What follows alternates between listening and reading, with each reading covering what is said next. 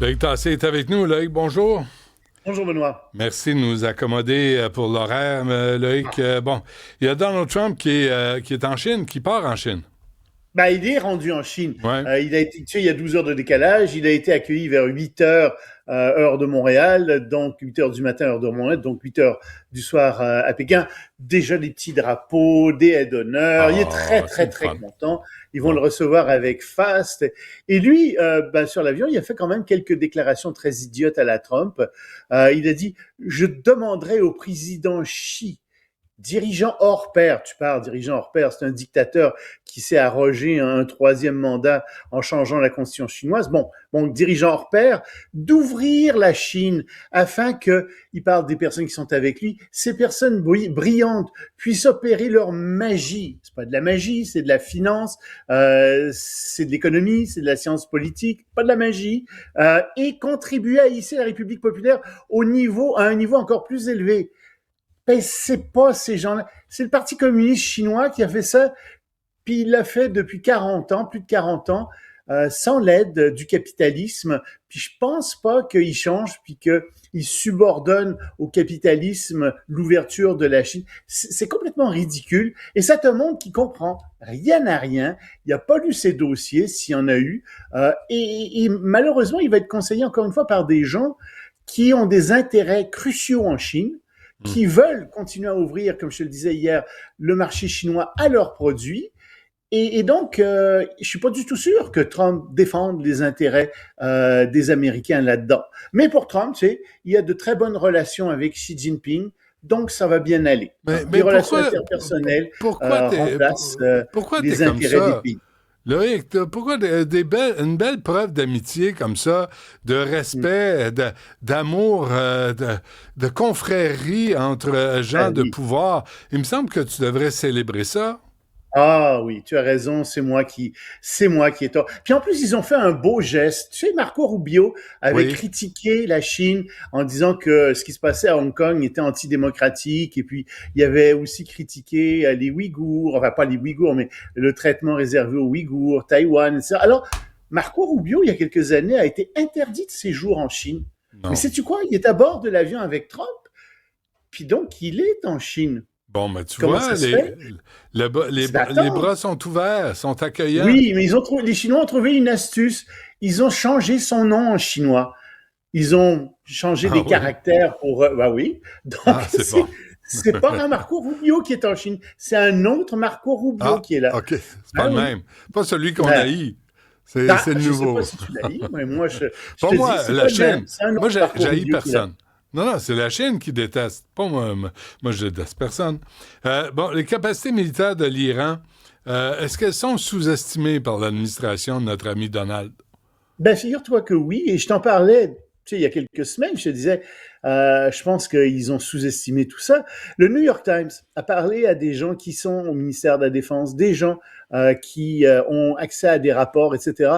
Et d'après plusieurs témoignages, sur les 33 sites balistiques de l'Iran, donc des sites souterrains, etc., il n'y en a que 3 qui sont inaccessibles.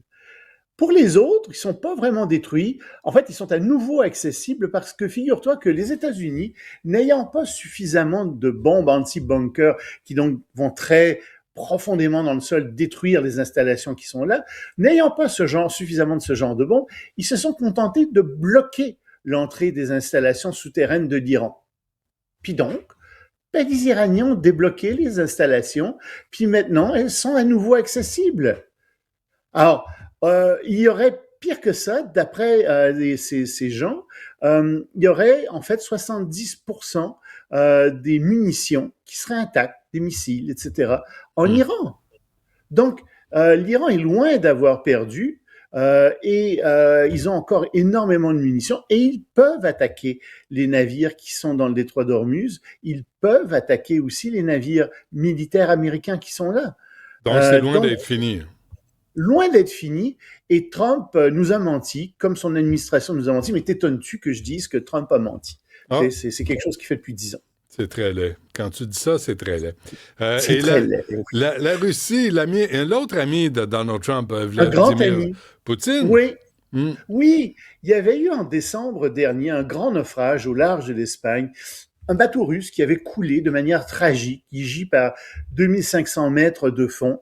Et le ministre des Affaires étrangères russe avait dit oui, il y a eu un incendie dans la salle des machines du navire. C'est tragique.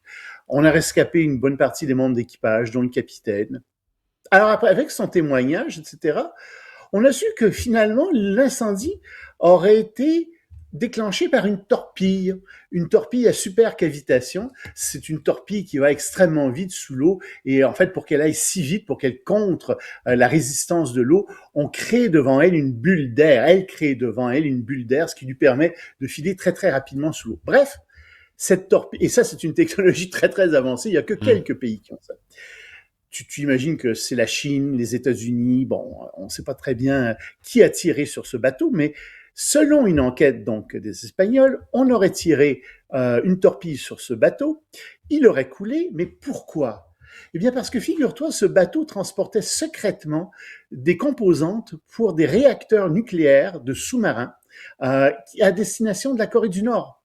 Et Hmm. donc, on se rend compte que les Russes sont en train de participer activement au programme nucléaire de la Corée du Nord et surtout au programme de sous-marins nucléaires de la Corée du Nord. Ce sont des sous-marins très très avancés. Il y a très peu de pays dans le monde qui ont ce type de sous-marin. Et la Corée du Nord est à la veille de lancer son sous-marin nucléaire parce que, entre autres, elle a été aidée par la Russie. Et là, tu te dis, mais qu'est-ce qu'ils sont en train de faire, ces Russes?